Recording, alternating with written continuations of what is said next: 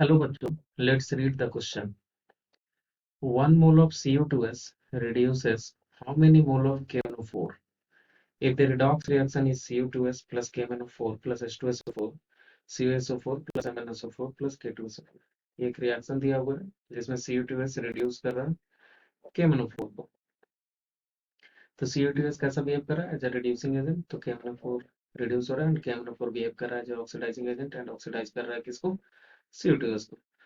तो ये क्वेश्चन को बनाने के लिए सबसे पहले हम लोग की कंसेप्ट देखें। सबसे पहले तो इसमें ऑक्सीडेशन नंबर समझना होगा।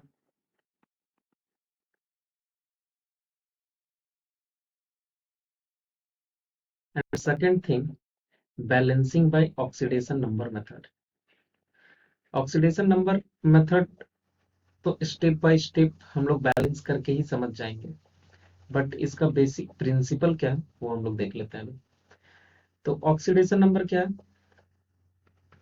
द रेसिडुअल चार्ज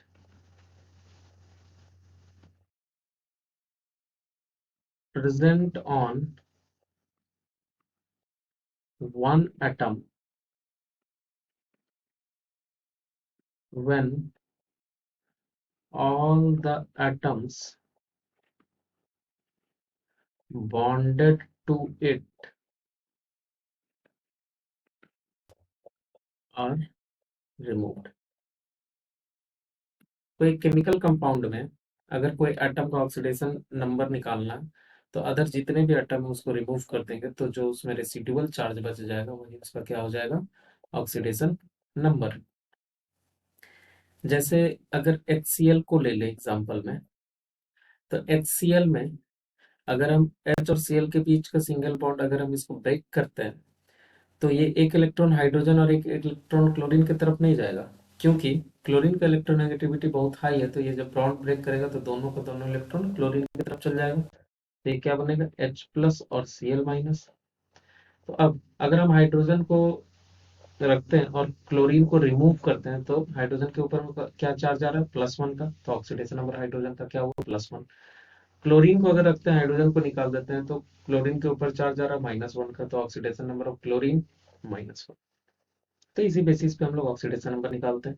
एक एग्जांपल इस कंपाउंड से भी ले लेते हैं जो रिएक्शन दिया हुआ है। तो Cu2s तो सपोज अगर कॉपर का ऑक्सीडेशन नंबर निकालना है तो इसको x मान लेते, तो 2 कॉपर तो 2x, क्योंकि एक एटम का निकलेगा। सल्फर इलेक्ट्रॉन गेन करने का टेंडेंसी रखता है तो 2 इलेक्ट्रॉन लेगा, क्योंकि इसका आउटर मोस्ट ऑर्बिट में 6 इलेक्ट्रॉन होते हैं। तो -2 इक्वल टू 0। तो नेट ऑक्सीडेशन स्टेट कोई भी कंपाउंड का क्या होगा? 0। then 2x is equal to 2, x equal to +1। तो कॉपर का ऑक्सीडेशन नंबर क्या है यहाँ पे? +1। सल्फर का -2। अब बैलेंस करना है ऑक्सीडेशन नंबर मेथड से। ऑक्सीडेशन नंबर मेथड में एक सबसे बेसिक सा प्रिंसिपल है कि नंबर ऑफ इलेक्ट्रॉन लॉस जो होगा ऑक्सीडेशन में, number of electron loss in oxidation must be equal to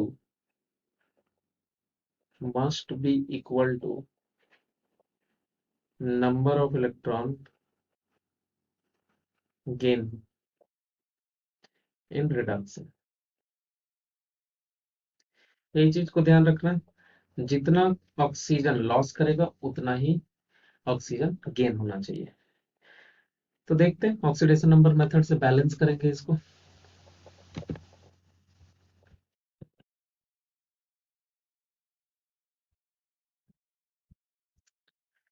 पहले रिएक्शन लिखते हैं।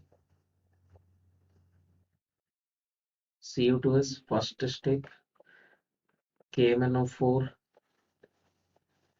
प्लस H2SO4 क्या बना रहा है?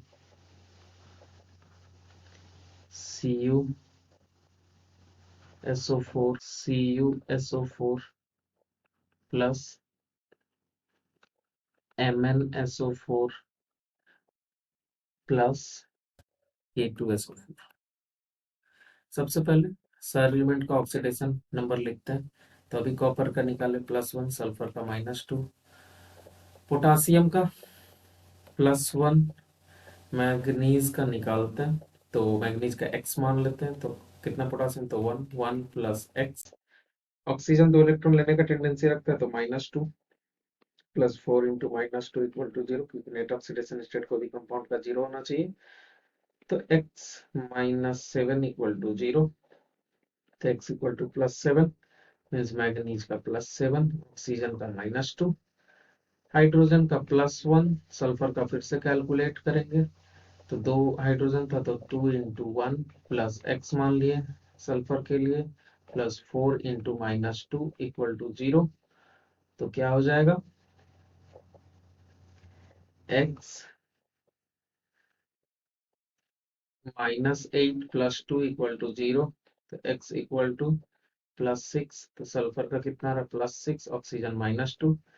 इन CuSO4 कॉपर का x मान के कैलकुलेट करेंगे, तो +2 सल्फर +6 और ऑक्सीजन -2। MnSO4 +2 +6 -2 +1 +6 -2। अब देखते हैं कि कॉपर +1 से किस में गया,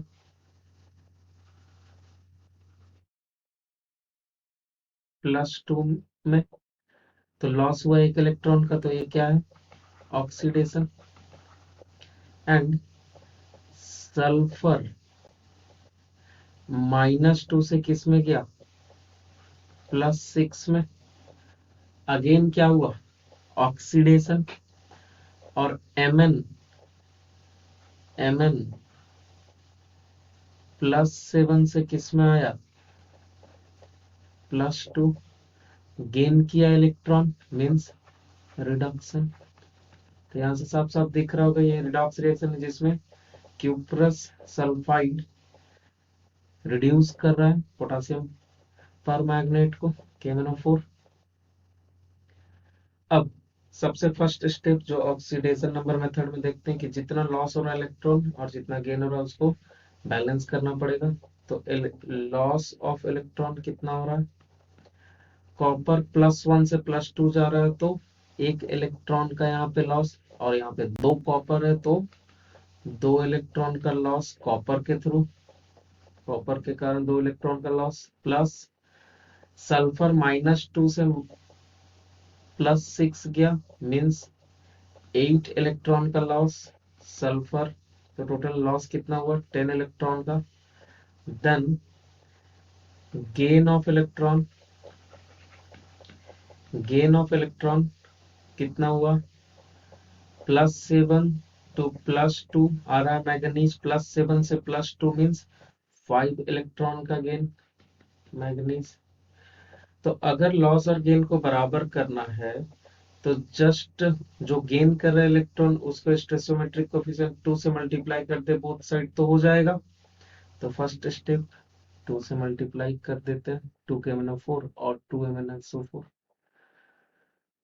अब जब ऑक्सीडेशन नंबर मींस लॉस और गेन ऑफ इलेक्ट्रॉन बैलेंस हो गया, तो अब उसके बाद ऑक्सीजन और हाइड्रोजन को छोड़ करके नेक्स्ट स्टेप में सब एटम को बैलेंस करेंगे। तो यहाँ 2 कॉपर है, तो यहाँ 1 कॉपर 2 लगा दिए। सल्फर 1 सल्फर, इधर कितना सल्फर हो जा रहा है, 2 + 2 4 4 + 1 5।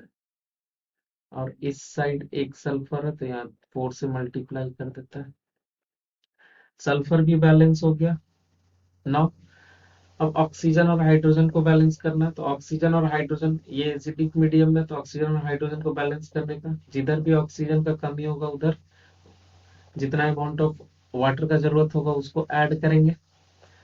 तो रिएक्टेंट साइड में कितना ऑक्सीजन है, 4 2 जा 8 और इधर 16, तो 24 ऑक्सीजन।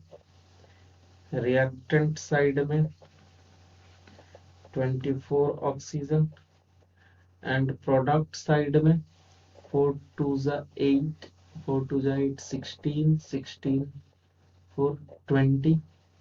तो 4 ऑक्सीजन का रिक्वायरमेंट है, तो 4H2। अब चेक करते हैं क्या हाइड्रोजन, इधर 8 हाइड्रोजन तो इस साइड भी 8 हाइड्रोजन। तो अब ये रिएक्शन बैलेंस हो चुका है। अब सिर्फ देखना है स्टेसियोमेट्रिक कोफिशिएंट KMnO4 का क्या आ रहा है, वही आंसर हो जाएगा। तो 1 मोल, अगर कुछ नहीं यहाँ पे तो 1 mole of CU2S reduces how much mole of KMnO4? तो 2 moles of KMnO4। तो आंसर क्या हो जाएगा? 2 moles of KMnO4। Hope you understood it well. Best of luck. Thank you.